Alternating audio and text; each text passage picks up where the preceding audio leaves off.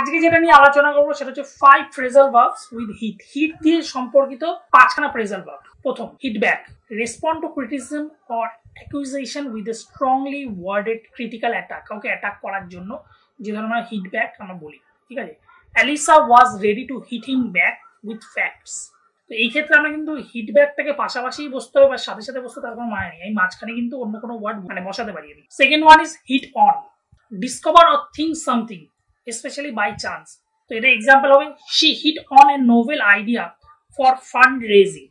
Third one হচ্ছে hit out, try to strike someone with one's hand or an object. কাউকে মারা আমরা যাকে বলি। I swung round and hit out at him. Fourth, hit out, criticize someone or something in forceful terms. Example, he hit out at the club decision to place him on the transfer list. এইখানে এই hit out কিন্তু অন্য টাইপের, এটা মারা নয়, এটাকে বলে আমি জবাব দেওয়া।